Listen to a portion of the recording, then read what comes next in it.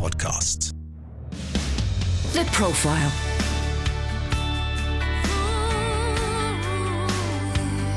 You're listening to Premier Christian Radio. Well, hello and welcome to The Profile here on Premier Christian Radio with me, Sam Hales. The Profile is the show where we delve into a person's life, faith and ministry, and it's brought to you in association with the UK's leading Christian magazine, Premier Christianity. If you would like a free sample copy of our latest issue, you can head to our website, premierchristianity.com/free sample.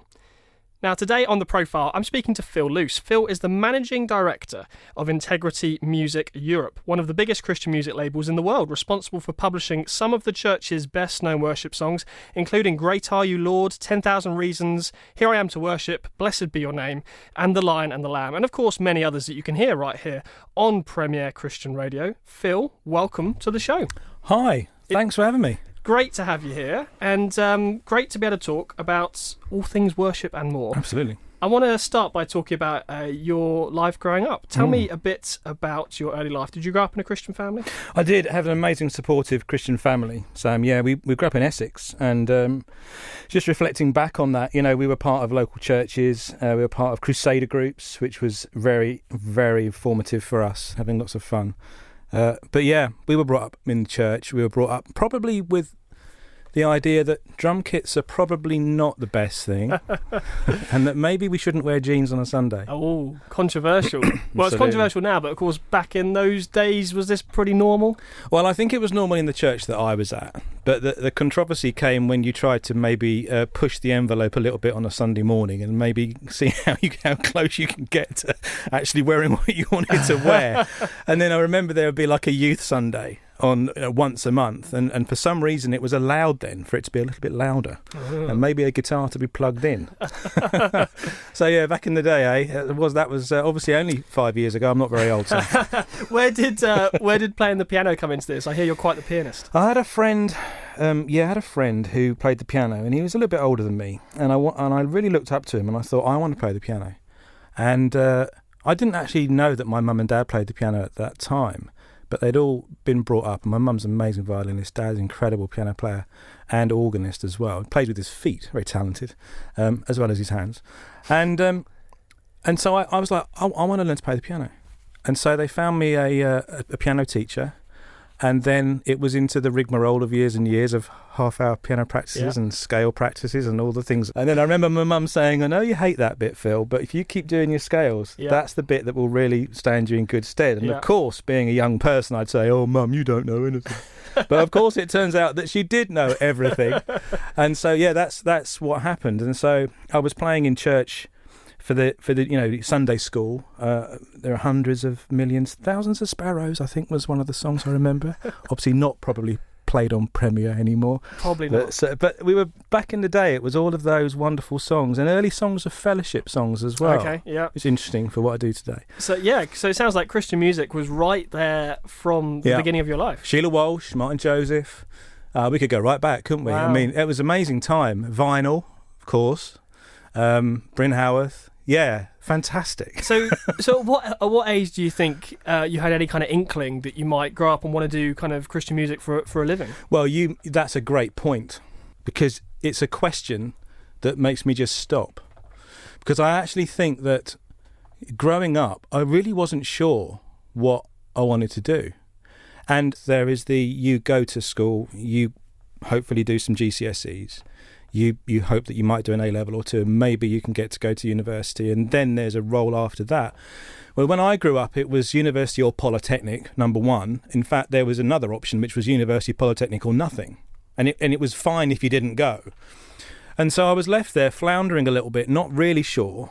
But there was a part of me, being a Christian and having grown up from becoming a Christian with Crusaders, actually, on a holiday with Crusaders, now called Urban Saints. And it was the sense of mission. It was a sense of evangelism. And it was a sense of gathering people. And it was a sense of, because I've been playing in bands and worship bands and with worship leaders and travelling for 6 months, my local church says, Phil, could you come and work with us? Because you can for 6 months go and do what we called itinerant work, music. but for 6 months, could you come and do that for us? And maybe look after our worship teams. And I got to the local church in Essex, in Chelmsford, and I realised that 2 or 3 years out of school, out of A-levels, out of sixth form, the church was struggling for me to be able to invite my own friends that I'd only said goodbye to a couple of years ago. And I just couldn't invite them because it wasn't that it was irrelevant. It was just difficult for me to invite them because it didn't feel appropriate. So this is where music and everything came together, because I was like, right, I'm beginning to get a sense now what we could do. If we bring music together, and if we bring somebody who can really share a succinct 20-minute talk, and if we maybe, and I'm going back now to 1991, so, you know, this was just before Cutting Edge with Delirious and Martin Smith and those guys, or around that time. And I was like, well, if we get a smoke machine... Smoke machine will solve everything. Yeah, exactly. And a bouncy castle in the church, that would be fun. And so we did all these things, and it actually turned into... I remember that first night of opening where we were nervous, that they came out of the evening service at the church, finished at 7:30, and then somebody runs in and says, Phil, I know you've put 100 chairs out in the church for this youth service that you're running, but there's 250 people queuing up outside. You've got to take the chairs out completely. and so that was kind of where, maybe to answer your question, and I'm almost expressing it to help me think that through. Sure. It's like, that's where maybe a calling comes, that if you can put music, and you can put evangelism, and if you can put the Word of God strong within all those three things, you have an opportunity to introduce people to Jesus. Now, I can't preach, but my friend Ian Henderson and Dennis Pethers back in the day, they could. So, Dennis, could you preach? Ian, could you do some And you were teaching? sort of setting this up? Yes, with a big schools team around it as well. You mentioned that word calling. I'd love to ask you now, how would you define that calling for you where you're at the moment? I think I look back and see where God has taken me, and I look forward and I know that He is with me. But I love the journey of calling, because it's not always absolutely clear about the next steps, but that in faith you take them, and then the light turns on. And that has been where my life has been, because I feel as if I've gone on a journey. And a friend, Malcolm, who was a youth pastor, worked with me back in the church, he said, Phil, I think God's going to get you where He wants you to be, irrespective of your own who you are. I think He's going to get you there anyway, because it felt as if we were not sure where God was taking us, but we had a vague idea of the direction. So now it's only in looking back that I see the plan. Right. So calling for me has often been looking back and seeing what God has done, and an acknowledgement to keep going until I hear otherwise.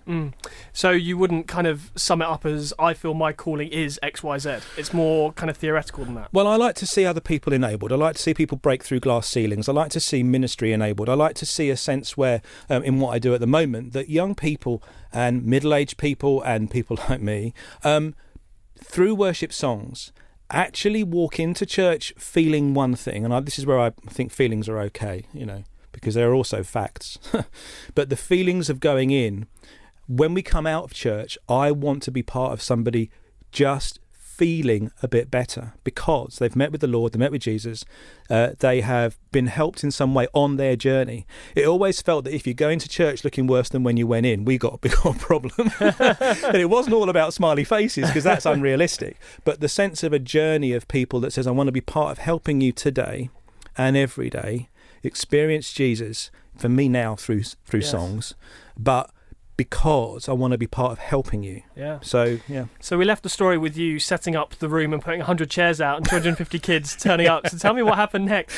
Well, it was fun. I mean, that event went on till the early 2000s. And this was a youth event you were running in Chelmsford? Monthly. It was called No Compromise. I'd read Keith Green's book, No Compromise. It had been quite a challenge. And so we said, well, let's set up an event which is for Christians, young people, to not compromise their faith. Oh, let's call it as a working title, No Compromise. It will never stick. And as what happens in these days, of course it's stuck, and it was called No Compromise for years, and it ran monthly. But the wonderful thing about that was that it was not set up to be a youth church. It wasn't set up to steal people from other churches. It was merely a resource that a large church could put on that said to everybody in the surrounding area, look, it's for you. Please, if you want to, be a part of it. It was what I call a stumbling strategy, because it was birthed out of the idea, as I said, of just how can I invite my friends to something and it feels vaguely like they might turn up.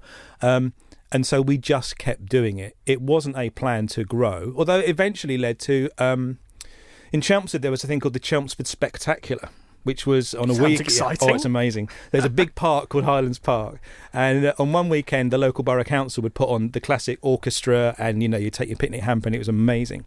And the weekend prior to that, the Virgin Rock Festival would turn up. So you had this week of events, which was stunning.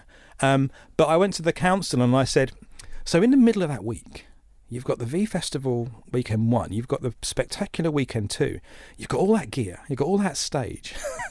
Can we use it for a big Christian event? And I actually came to Premier, talked to the people here, and they said, yeah, we'd love to support you in that. We'd love to help you advertise it. And I'm going back so far that I needed all the help I could get. I mean, Sam, I was turning up to record labels, hiring a car and putting a suit on because I felt like I needed to impress people. Right? And when I get there to say, please, could we have some of your bands? Because I didn't know what I was doing. I suddenly realised that they're all like, lounging back in their jeans and T-shirts, and they're actually going, yeah, you can. I mean, I had plans of the park, and it was like, it's going to be like this. But they were wonderfully supportive, all of those people, and they're still doing what they do today, those people. And so you put on this big event, Christian event in Chelmsford? And that was delirious. And Worldwide Message Tribe as well. Nice. Yeah, it was an amazing moment, and a couple of other bands too. Supported by the good people at Premier of the time. Yeah, absolutely, absolutely. What year is this? This is the 90s, isn't it? Goodness me, do you know what? I think it was 97. I was a church leader at the time. It became in Chelmsford. I was there for 15 years. So tell me about that time as ministry and what it's really like being a pastor. I think it's the most fantastic role anyone can ever have if it is what God has called you to do. I think it is where every single emergency service collides. I think it's where life begins to make some level of sense, and it's where you can journey with people through the whole of it. And the only downside, and you can laugh at all of this stuff, but the only downside is funerals. Okay? because when you do life with people, you have the most amazing times, and you really do life with people through church. I love the Rick Warren mentality. I think he said, I'm here forever, chaps. It's fine. I'm just going to be with you. I'm just going to journey with you. Yeah. I'm not going to travel around different churches. I'm going to be with you and do life. And I subscribe to that. I love that idea, which made it hard to leave, actually. Right, yeah. With some of the relationships I had, it took me a while.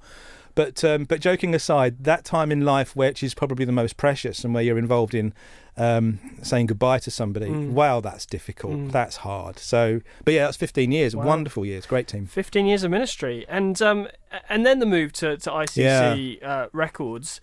Is that a move out of ministry, or do you not see it that way? Brilliant question.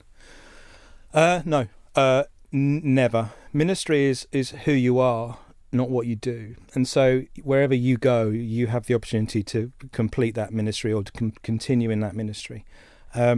In the church, I was looking after the worship team. What a great bunch, looking back. Fantastic. And I'd taken them to a conference in Eastbourne, which outside of London, I believe Eastbourne is where God lives. The cultural centre of the universe, some have said. It might well be. But I'd gone down there for a conference called Worship Together. And I'd taken them, all of our musicians down there, because obviously for a weekend away, wonderful. The training, equipping, camaraderie, bit of fun, and some just brilliant musicianship if you're a musician, as well as fantastic songs. And I met a friend of mine down there called Adrian Thompson. Now, just to loop back, when I was about 19, you mentioned piano playing. I'd done an album, a CD, with a worship leader called Derek Bond, fantastic chap. He said, would you come and play on my CD? Well, I was 19 or 20 or something. And I'm like, this could be the only time I ever get to be on a CD. I'm going to have to do this. So I go down to ICC Studios in Eastbourne, and I meet somebody called Adrian Thompson, who was in a band called Split Level. And I did this CD in the week, and said to Adrian, thank you so much, like you would, you've given me an opportunity. I really appreciate it. It's really good to get to know you, and so on. And he said, great, well, maybe we'll call you again, Well, he did call me again. And so for those 15 years, right. I bet every year I don't know how many, I've never counted, quite a lot of session work on many, many, many, many albums. Right, so you're going down and you're playing in record studios. Yeah, and getting to know Adrian and the ICC guys and all of that. And and again, wonderful bunch of people. We then went to worship together, and I saw Adrian and I said, mate, it's like coming home when I come in. And he said, the next week he phones up. He says, Phil, he said, you mentioned it's like coming home. Do you want to make it your home? We've got an opportunity at ICC. And that was the moment for me, actually, because it was like, actually, this is a question that requires an answer. and this answer is important because I'm travelling and journeying with people. And so your question of, does ministry stop or continue? Yeah. I had to work it through. Now, Yeah. no compromise, the event had come to a natural end. It hadn't compromised, I hope. No, not at all. And it was a natural time to stop it. A good one like that. But then it was like, if I move on, what does it mean? Okay, if we're reaching 1,000 young people a month, 1-to-1 or 1,500, whatever it was, on a monthly basis, is it possible that music can travel further? Is it possible that I could be involved in a team where we, and I was only thinking small numbers, but can we sell 5,000 CDs to 5,000 different people? And does that mean that the ministry impact has maybe exponentially increased, and we can still leave all the youth events that then came out of No Compromise, they can be dealt with by all the other people? Is this an opportunity for that? So I saw it more as, I think this is a way for music and songs and the content and the substance of that to travel.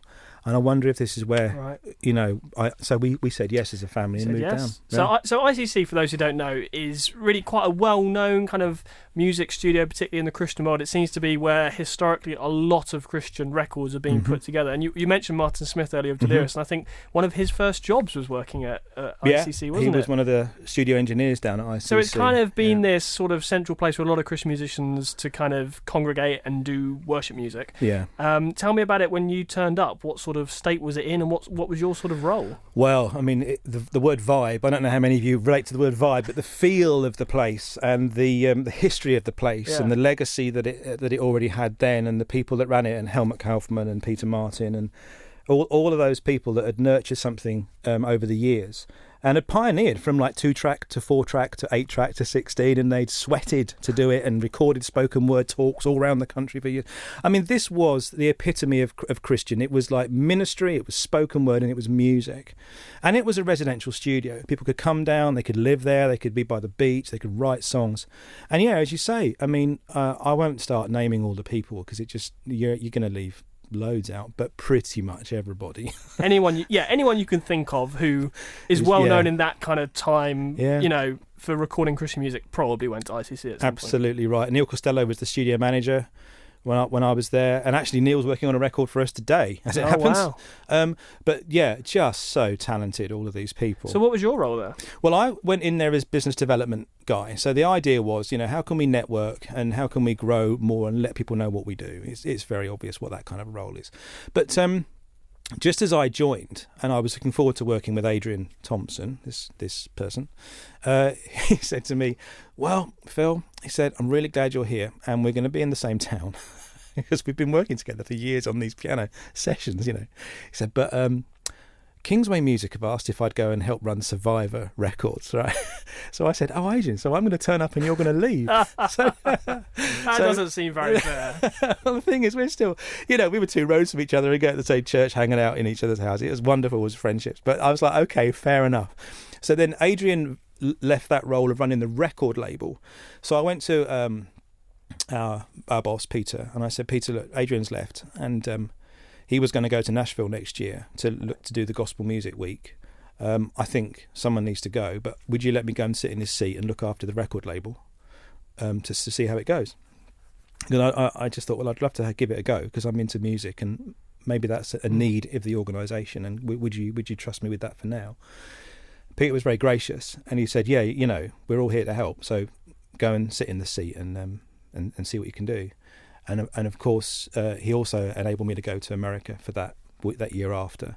And so Kingsway Music was on one hand a competitor of ICC, both in Eastbourne, and sort of working in similar ways. Yeah. But I just want to reference the fact that when I went to America that first year, many people from Kingsway who were already going phoned me up. One person in particular, somebody you'll know, called Les Moyer.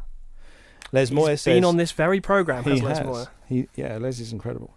And Les says, Phil, what's your flight? I'm going, I'll change my flight and I'll show you the ropes. And that for me encompasses what the Christian music community is, particularly here in the UK. Yeah, you just wouldn't get that in the mainstream music world, would you? You wouldn't get one record company saying to someone in another record company, "Oh, you're coming out to do similar work to me. Let me help you." It's it's a bit more competitive than that, isn't it? Well, I suspect so. I mean, I've not worked in that world, and I suspect there's wonderful people in that world too. But for me, my expectation, it was a little surprise to me that I mean, I didn't know Les. I mean, I was new in Eastbourne. Yeah. And this was Les Moyer, just saying, "I'll give you a hand." And I thought, well, that's really kind, because do you know what? We'll be fine doing what we do out there, but it'd be really great that we're doing it together, and at least having someone I can call to tell me where Starbucks is, Everywhere, I think the answer is to that question.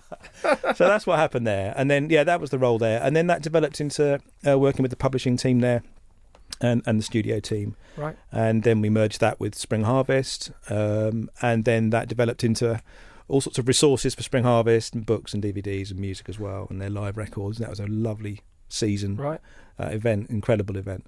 So what came next? Well, after that, we Spring Harvest was a wonderful. I mean, I love events. I mean, come on, how much fun is it to go with people that you enjoy working with, and be a part of events where, yes, on the one hand, you've got these large tents or large venues, and the sound is incredible because these guys come in and put these amazing PA systems in, and it's not about that, but it's lovely as a musician being a piano player, to actually go, "Come on, guys, you are brilliant musicians, play," and they play, and it's like, you guys are amazing. God has given you a gift. It's such a blessing to hear you play. There's a friend of mine, Dan Borum, just brilliant guitar player. And I remember thinking, some of these guitarists and very gifted musicians in church, they over history, they've been told to, can you just calm it down a bit? Yeah, can you turn it down? Can you turn it down? Or can you not play a solo? Or can you not? Sorry, I speak as a slightly frustrated guitar player, I have to say, with my comment there about turn it down. But let's be honest, it happens sometimes in church. It happens to the best of us, Sam. Even keyboard players sometimes get that. But it was for me. It was like when Dan would play, it felt like there didn't need to be any words, but the Holy Spirit was in him. I was about to say in his fingers playing a guitar, but that's the Holy Spirit's in him. And what was coming out of his fingers as he played solos and as he played the guitar was just so worshipful. It was extraordinary. So just reflecting back maybe on the comment around Spring Harvest and great musicianship and it not necessarily being what it's all about, I think I'd like to reference that great musicianship has intrinsically built within it the Holy Spirit, and the Holy Spirit sounds in the music. So some of us have got to learn to let our musicians, if we don't understand music, we're not a musician ourselves as a leader, you need to find somebody in the local church who does, because someone needs to say to the person who can play brilliantly, please play brilliantly and don't feel bad about that. God has given you a gift in the same way that he's given somebody a gift to paint a picture that's very obvious or whatever. And I think that's quite a challenge for us nowadays, because it's not about the spotlight. Not everyone understands that. They don't understand that, but wow, what a gifting Dan had and still does. Events are amazing places, of course, because young people, middle-aged people and the rest of us, we find the Lord again, and we get reminded once again of our faith, and we get encouraged and equipped, and families get restored and relationships. So you moved into working on events? I loved it. Well, with Spring Harvest, I mean, that was... Doesn't get much bigger than an event like Spring Harvest. Well, it was a great season, and Spring Harvest, through all the other things it used to do, and still does, with recording spoken word, enabled us to actually be part of all sorts of other events, like, New Wine or Keswick or Detling, all sorts of things. So we got a little bit of an overview as a team of different flavours of the Christian arena. And different expressions of it. And it was a great season for sort of 5 years, I think we were merged with them, till I then moved on. You moved on to Integrity? Yes, I did. And Integrity Music, wonderful family of people. So, I mean, Integrity, I said in the introduction that you have to correct if I'm wrong on this, but as far as I can tell, Integrity Music is probably one of, if not the biggest Christian music labels in the world now. Yeah, one of, if not the biggest, is a good way of putting it. Yeah, I mean, I guess I stumble around this a little bit because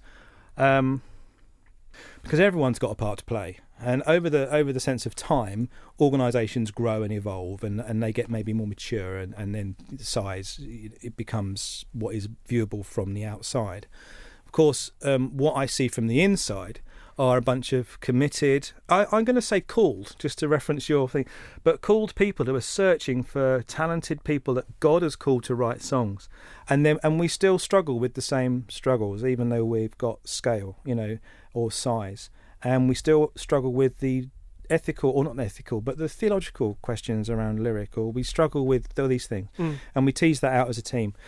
So some of the, there'll be some very well-known people who work with you, some of the big sort of name worship leaders like Paul Baloche, or Matt Redman, or Martin Smith, or whoever, who've worked with Integrity in the past. Should we think of Integrity as a record label, or a publishing house, or a charity? Because I understand that there's a charitable element to all this as well. Yeah, no, it's good. I would prefer that you thought of Integrity Music as a ministry. The word ministry has got 52 different... somebody will think of that as a not helpful word, others will find it helpful. But Integrity Music is a business. Integrity Music is a charity. Integrity Music is a ministry. Integrity Music, though, ultimately seeks to try and help people in their faith. And so because I come out of that church background and the music and the worship team background, I do see this as the natural progression. But we're a publisher, so we publish songs, we find songs, we curate songs sometimes, we help people to think more about what God is doing in the broader church. And then we try and achieve things with people, like putting them in the same room. We can't tell them what song to write, But it's like... You don't stand over their shoulder. No, far from it. We just let them get on with it. And of course now with Skype and everything, it's happening everywhere. But that sense of who would work well together, and can we put you together? And then if you guys get together, and over the course of time, as you get to know each other in your journeys of faith, what song is it that God is birthing in you? And we'd love to hear that song. Yeah. And so I think we're a publisher who curates songs. And then now and then we put them on a record, because a record is one way, historically one way, digital now, but it's one way of allowing that song to travel. In September 2018, Michael W. Smith did a really big concert at the Bridgestone Arena in Nashville. We were on Facebook watching, and we heard him doing a song called Stir a Passion, which is Worship Central. Yeah. Well, back in September, that song's not been out very long. No, it hasn't. I mean, that song would be known to people here through the summer events. Yeah. But it probably... Still quite fresh. Still quite new now. Even. Exactly. Yeah. And so the beautiful thing for a publisher is to be able to see what God is birthing in a certain part of the world, and then be part of the process that allows it so that people like Michael can discover it in other parts of the world, and it resonates with who they are, and they're like, yeah, this has grabbed me. I'm Sam Hales. You're listening to my interview with Phil Luce from Integrity Music. We'll be back to hear more from Phil right after this.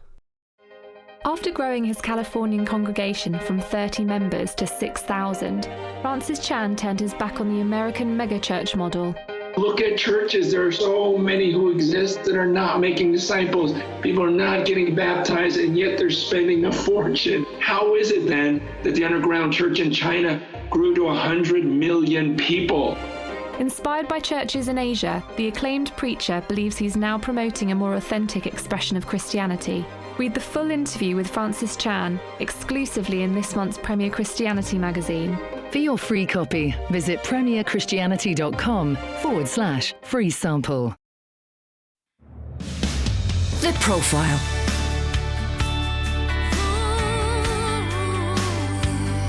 You're listening to Premier Christian Radio.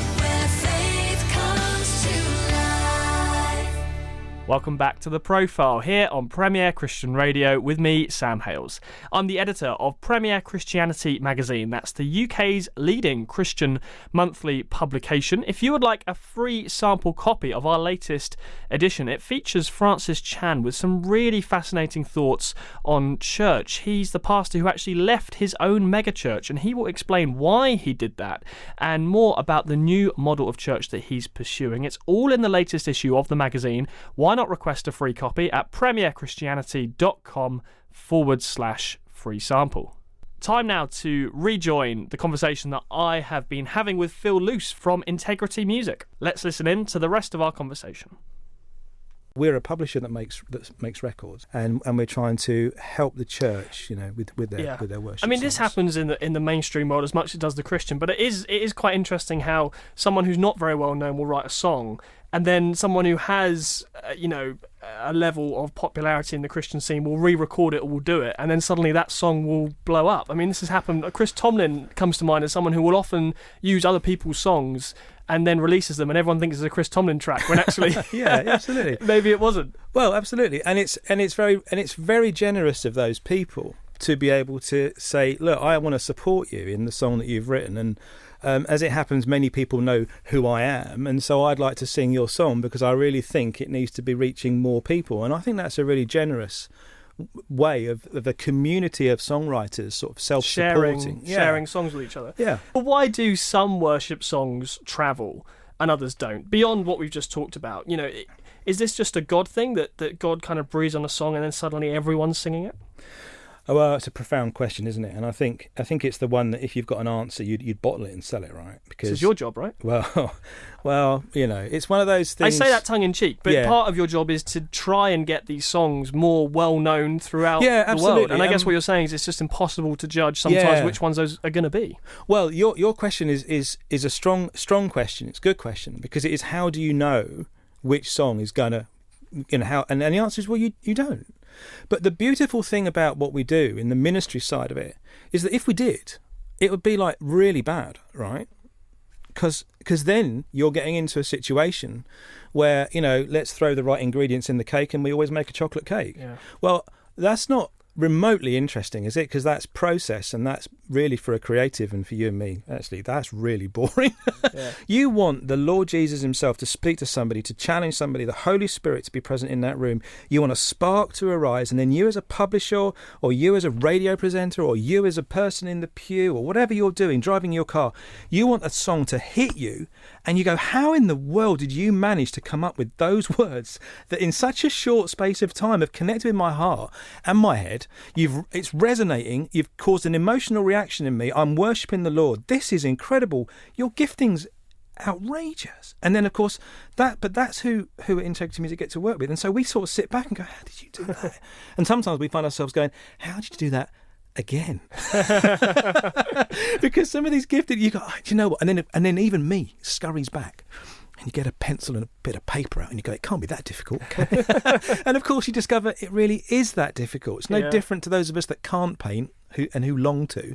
It's not easy just to get a paint box and paint a picture. You need gifting. Yeah. And so I think for me the answer to that question is that we look at what God is doing with songs, and we'll record many, and we'll have an idea because of anthems travel, or some songs have got certain things, and you can kind of make an assessment up to a point, same way that you would, Sam, actually.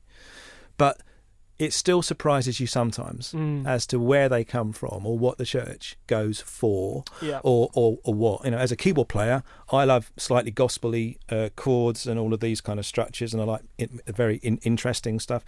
Maybe somebody else in a different musical tradition appreciates a different style or a different type of melody. Yeah.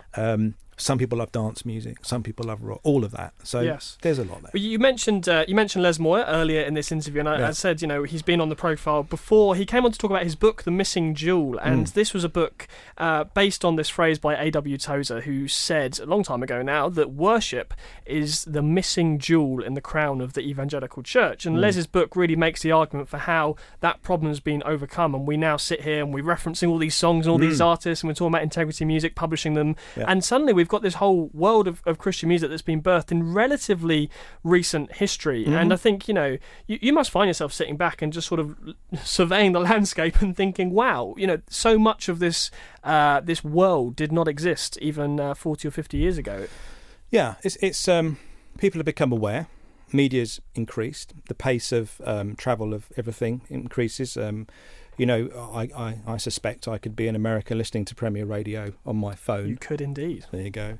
And I sometimes listen in the UK to a radio station called Way FM out of Nashville. It keeps me up to speed with what they're doing. So the world's got, on the one hand, we think the world's got smaller. It hasn't, but we think it has just because we hear things faster. So there's a proliferation. I think there's been an expectation amongst local churches that we're saying, right, we would love to sing How Great Thou Art. That's fantastic. But what is our song? And I think that has led to local church worship leaders wonderfully writing their own songs. And of course, some of those songs get picked up and they start to travel. Les's, you mentioned Les, one of Les's phrases is, some songs are for Jerusalem, some are for Samaria, and some are for the ends of the earth. I was at a church recently, and they have the most amazing new building thing attached to their church. And they've obviously gone through a lot of blood, sweat and tears and sacrifice to be able to raise the money to build what is an amazing resource to reach more people with the gospel. And I just made a point. I said, has anybody written a song to thank God about that? And of course there was a little smile. And I'm like, no, seriously, because I'm a publisher and I'm involved in songs.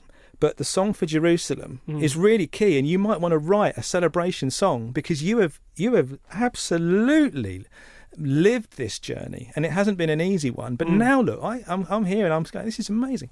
So I think the challenge locally and globally is that many people have started to write songs. Yeah. So tell me, what does the average week look like for the managing director of Integrity? We go in on Monday at 9:00. We have prayer time from 9 to 9:30, and we use a video conferencing. We have about how many people? I think we'll have 14 people in the UK office. We've got Matt Marvain in France, who works with us there, amazing chap, and Marcus in Germany. And so they'll come online, and we have Duncan in Bristol. He'll be listening to this. He's in the UK, and Jen as well in London. And so they'll all come on, and we'll just share. So basically, it's like, okay, guys, let's pray for what's really important this morning, beginning of the week. But then we're into it, and people have got their lives to lead. They've got meetings to have. They've got opportunities. They've got songs to listen through to. They've got artists to connect with, writers to connect with. They've got encouragement to bring. Maybe they've got some difficult meetings they've got to work through too, just as they steer things. And then on a Wednesday, all of our teams come together. So Wednesday is our day where we say, everyone's in. Everyone come in if you can, possibly. All be in. Because at 3:00 on a Wednesday afternoon, America comes online, our family in Nashville, Tennessee, and which isn't just the home of country music, but it's the home of Christian music too. Home of Christian music, it is, yeah. It's wonderful. And they'll join us. And then we'll, from actually sometimes around 2:00, but certainly 3:00, we'll be all on for our video conferencing. In fact, that happens most afternoons, to be honest. We have meetings going on.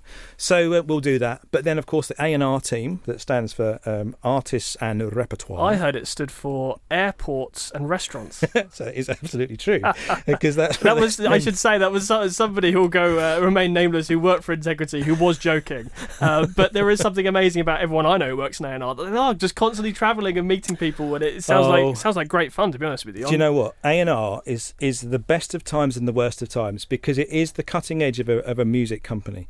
It's the people that spend all the time with artists and songwriters and helping creatives to really get to the grips with their gift. But to do that means they have to travel quite a lot, which means the sacrifice is they're often away from their families. Yeah. And the big sacrifice, as we all kind of understand, is the number of receipts that you have to then resolve and everything. But yeah, I think A&R is a creative cutting edge of Integrity music, and we're really blessed with our A&R team. Yeah. But we'll do all of these things, and somewhere in the middle of this we'll celebrate birthdays, and somewhere in the middle of this we might grab a guitar and sing a song. Somewhere in the middle of this we'll have pancake day, and somewhere in the middle of this we'll do some fun stuff. But our week is diverse, because we've got obviously the financial side to always look after. We've got the publishing, we've got marketing, we've got sales, we've got new songs. We need to listen to music all the time. As well. And as well, we should say this isn't just Integrity in the UK. You know, you head up Integrity Europe, Integrity Music Europe. So you mentioned you got people in France, and we don't always talk enough, I think, sometimes about what God is doing kind of on our doorstep. I think in the Christian world we talk a lot about the UK, and we talk a lot about the US, because obviously so many of our songs and so many well-known preachers are over there, but we don't often hear a lot about Europe. So I'd love to ask you, what's God doing in Europe at the moment? Well, we always used to look west for the reasons you say. We can vaguely, he said with a little smile, vaguely speak the same language. We understand each other, and we know that the church environment in the States is very developed. Possibly in the UK, we look to the east and we say, well, I speak French and I speak a little bit of German or Spanish, but frankly, it's difficult to communicate because we all speak a different language. But what we're seeing God do in what we would mainland Europe, if you like, is just amazing. I mean, Kees Kraanold with his church in Veenendaal in Holland, just staggering what God is doing there, with people turning up saying, I'd like to build you a building. Wow. And and so on. I mean, there's loads of story there. You need to get him in and talk about that. There's a photograph of his church meeting in a car park because they couldn't use the warehouse because of bird flu one year, and all these birds had to be kept safe in this warehouse. And so he says, meet in the car park, tune your radio to 90 whatever it is, FM. We're doing church over the radio. Wow. CNN took a picture, and it became one of CNN's pictures of the year of a church in Holland that met in the car park. And from that, you just need to go and visit Sam. God is doing an amazing thing. Then people say that France is a very secular nation. Yeah, secular nation, and there's not much going on. And so you talk to Matt Marvan, our A&R guy out there, and he gently tears apart a tissue paper thin wall and shows you events and young people and thousands of people gathering, and this is what God is doing. Now, I'm not saying it's easy. Oh my goodness, no, I'm not saying that. But it's just when you begin to talk to people in the local country, you find it's you and me, and they can show you what's going on in you. The Lord is here, Holy Spirit is here, worship is rising, and we need to be part of this. Yeah. Are there any songs that we're singing now, I mean broadly big songs that were being sung in churches in the UK that have come from mainland Europe, or frankly anywhere other than the UK and the US? Yeah, there's a song called Rise with the Roar that's on the New Spring Harvest record, and that's actually written by Case Crynord. And so that one is one of those new songs that will be birthed. But of course, the role of the publisher, which we've not touched on, is to do exactly what you say, because our heart integrity is to say, well, Indigenous worship with people that are part of their local culture are where we are going. That is where we're at. That is what we want to see come to the fore. And so the art of translation and the art of bringing a translation that's poetic and theological and actually stands up not just as a translation is what we are building with our websites and with communities around the world to do that. But we're going to see more and more of that. Yeah. I mean, sometimes people say we need a bit more diversity even here in the UK. I mean, if we're to look at the artists signed to Integrity, vast majority of them, I think all but one really, are white. Is that an area that needs a bit more work? Yeah, I think that the interesting thing around where people come from is that Integrity Music itself are always looking for everybody. So we work with who knocks on our door, we work with what's going on. So there's definitely a concerted effort here to actually see what is God doing everywhere, not just in the mainstream UK church. So working with artists, there's a great song by Jake Isaac called Greater Than It All. Just stunning song. When you walk into Kingdom Worship Movement, Noel Robinson, he started singing the song, Jake did, and then all the power went at the event. It's like, oh my goodness, that's a bit tricky. But it wasn't, because everybody knew the song. Wow. And off they go. Yeah. And as a publisher and as somebody who loves that song, it was like, yeah, that's right. Mm-hmm. Lights are off, power's gone, doesn't matter. Everyone knows the song. Carry off on we regardless. go. Yeah, and Jake's brilliant. Noel too. I mean, Noel's incredible with all that he's doing. Boy, does that man travel and minister hard. So, but yes, diversity and the need for us to be as broad as we can and reference the whole church is exactly where we're at. I mean, Les has spent years working in that area as well. So yeah. So watch this space for more, do you think? More Absolutely. Diversity coming in the future? Absolutely. And I would say that there's a real calling on the young people. There's a maturity that's required. There's all of those things. But ultimately, I see young people now needing to rise up and step forward to do new things. And maybe this is part of the answer to the next question, because I'm sure you must have heard this as well. Quite often when I talk to younger people, maybe in their sort of 20s or 30s, there is a kind of Christian contingent out there who have the view, rightly or wrongly, that worship music all sounds the same, and it's an acoustic guitar, and as I say, a white guy singing G, C, and D, simple chords, throwing an E minor if you're feeling particularly adventurous. Get you. And you must have heard this opinion before. Is there any truth to that? And if there is, what's the answer to us getting a bit of a broader range of musicality within our worship songs? There's loads here, and it's all good. Is Christian music a performance piece to be consumed, or is it a song to be led to help people in local church? So, those of you that resonate with local church will know that if I came in and say, guys, we've got a Monday night rehearsal, who's here? Now, I'm not suggesting that every single worship band in the UK is a poor worship band, but I'm saying it is limited to those people that have volunteered with their time, and so you have to work with what you've got, and that's the beauty of the gospel. It's the beauty of church. But it does mean that if I walk in and go, right, guys, it's going to be a 13th and a 9th, major 7th, flat and 5th, diminished, right? It's like, people are just going to cry, right? I'm going to be one of them, for the record. I would not be able to handle that. And so I think, not that creativity is limited to the chords you choose, can I point out, but I think that there is a little balance here between an expectation that worship music or that you want to play in church up to a point. If that song needs to be sung by a lot of people, you certainly want it to be played by somebody that's competent but doesn't require to be genius level. And then there are other songs though where you push the envelope, and you'll hear actually on a CD, you'll hear us really pushing it. But in a local church context, you want that to be just made accessible. Yeah. And then there's dance music, and there's the use of loops, and there's that competency which comes with that. Which, again, if we were always pitching that to people, then they'd say, well, you're just so far away from the local church, Suntrue. So I think, on the one hand, it's one of those conversations that's definitely worth having continually. But on the other, I don't think there's a definitive answer, because I think that different people approach the music as is it a resource for the local church, or is it a performance piece to be taken in? Sometimes, of course, it is both, because you have churches that can deliver everything. But churches aren't really about a performance. They need to be about something more. There's something more to it than that. More than a smoke machine. And so I think that's where that's an interesting conversation. And we monitor that as well. We're very careful because we want to make sure our songs are accessible. Yeah, I think that's definitely part of it, isn't it? That we want to have songs that people feel that they can actually play in a church. But linked to that, I've had some really interesting conversations with people recently who talk about a time in church which is before my time, let's say, but in the 70s and the 80s, and they'll remark on these incredible times of worship where I think a lot of the church was rediscovering the charismatic Holy Spirit, call it what you will. And I hear these stories about, the guy with the acoustic guitar couldn't really play and couldn't really sing, but God really broke in. Yeah. And it wasn't about the music, and it wasn't about competency, and people will their faces will light up as they tell me these stories about the good old days. Yeah. Now, I don't know if you experienced the good old days or if we should even call it that, but the question that I've got is, are we in danger sometimes, local churches, of choosing people for how competent they are and how much we can replicate that sound on the record? And are we sometimes in danger of losing the kind of heart behind it and recognising that God can actually use bad music as much as he can use good music? I think when the music fades and all is stripped away, that is exactly what you're talking about. And of course that's a fantastic song, Matt. And the sense that what is worship and what are we really all about is vital.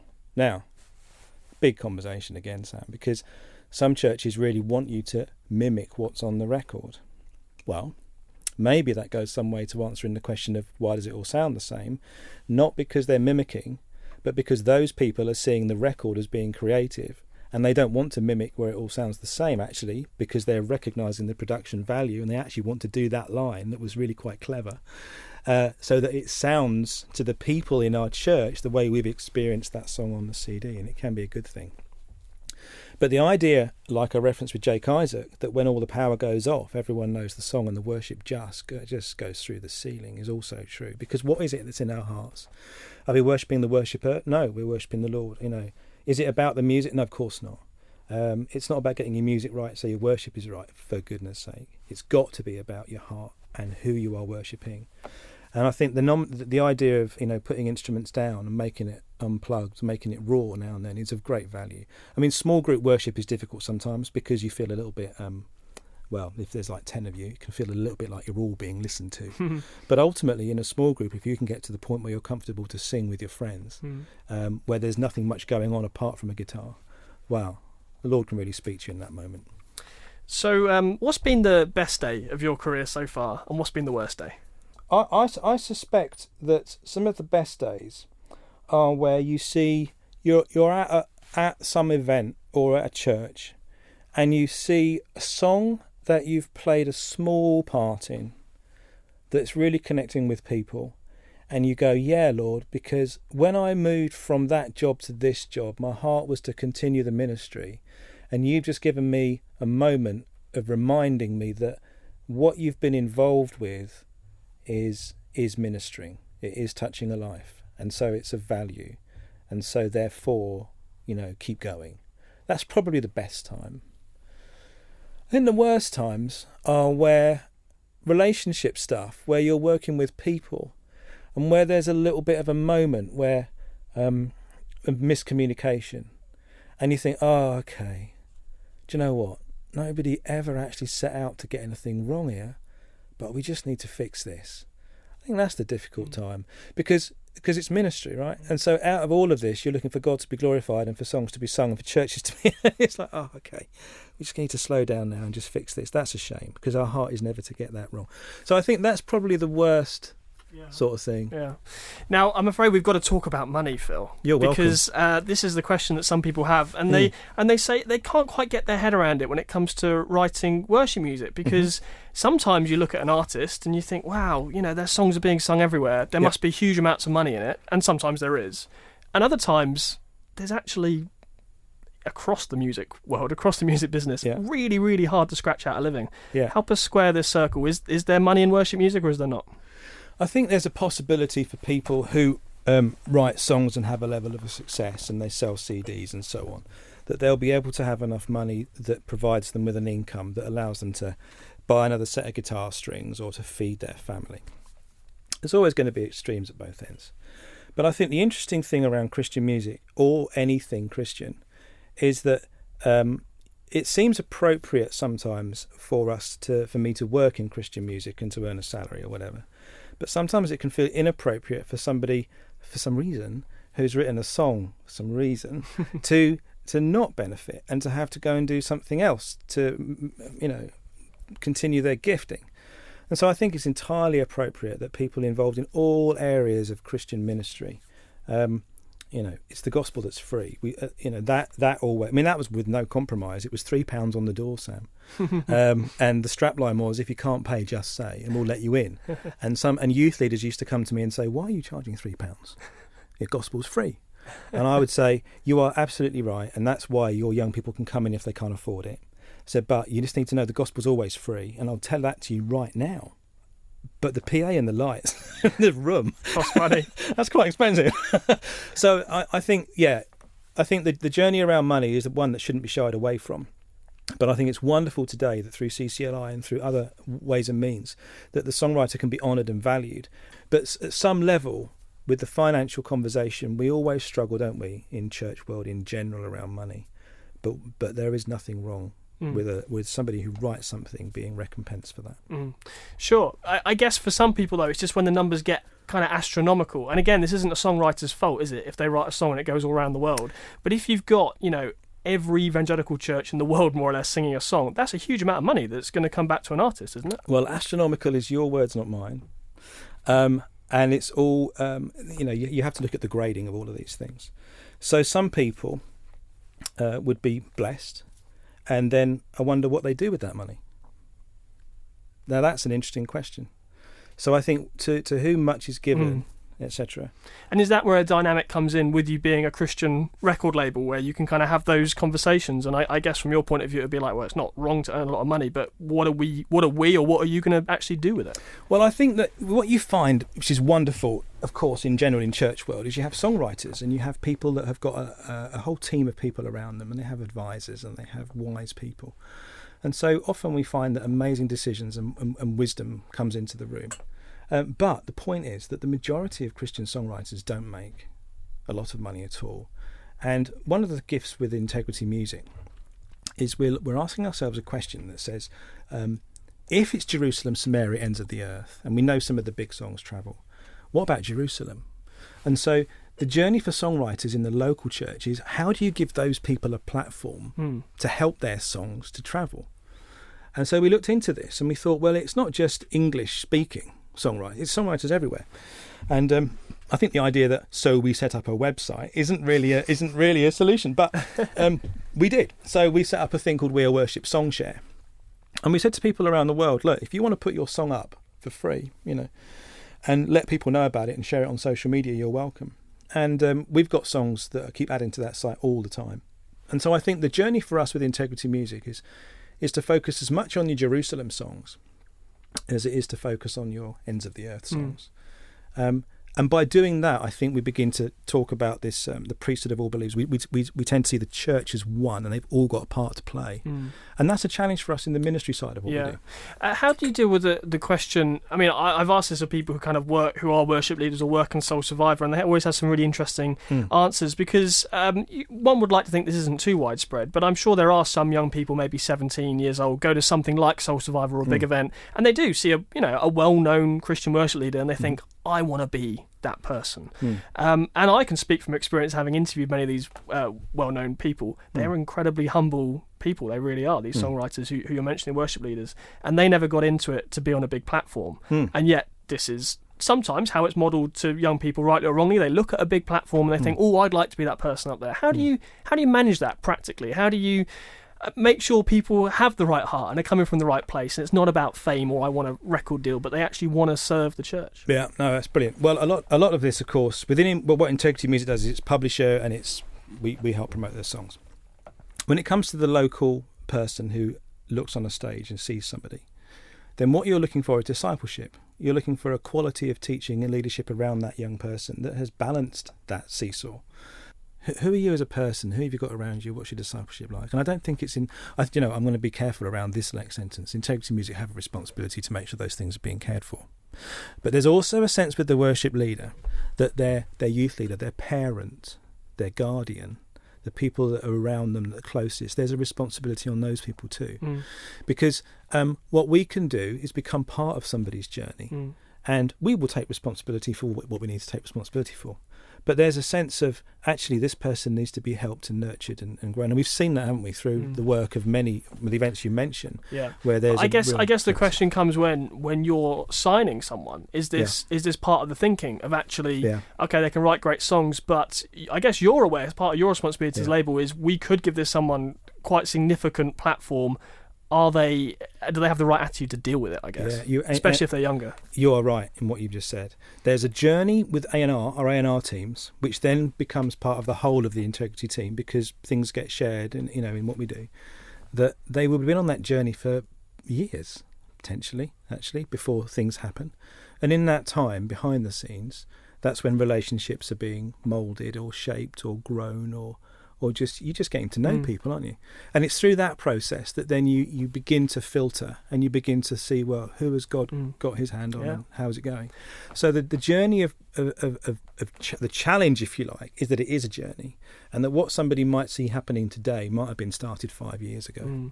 So tell me, who are the people in the UK that you're excited about at the moment and you're working with? Well, I'm excited about many people, and I think that the interesting thing for me is there's a band called Rivers and Robots that we're working with, who are going to be. You can already go on Spotify now and you can stream their early songs and their early albums. Incredible.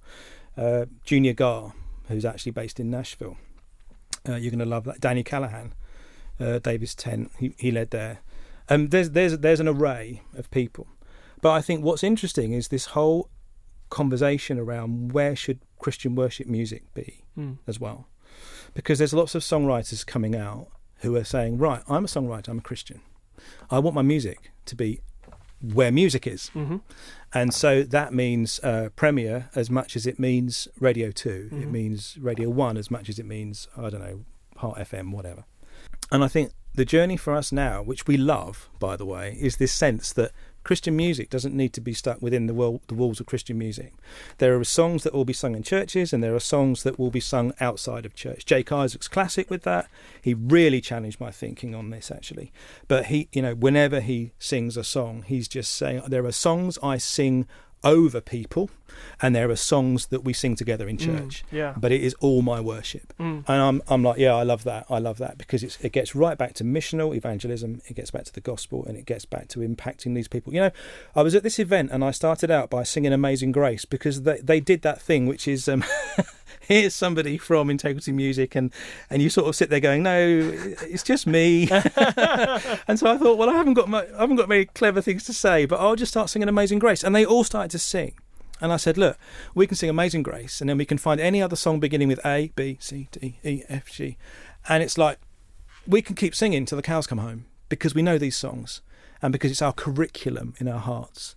And I think for me, being part of a song and someone's journey of life where in 25 years' time they'll still be singing that song is an absolute, it's a privilege. It's been wonderful to have Phil Luce as my guest on the show today. I do hope you enjoyed that interview. We mentioned a couple of other conversations during that interview you've just heard. I have interviewed Les Moyer. That's available on this podcast. Just search back through. If you enjoyed that chat with Phil, I think you'll also really enjoy the conversation I had with Les Moyer. And the other one you might want to check out is the profile conversation that I had with Martin Smith, formerly of Delirious, both about his time in that band and his solo career since. Both of those available on the Profile podcast, along with over 100 other interviews with well-known Christians from around the world. So do check out the archive if you haven't already. We will see you next time.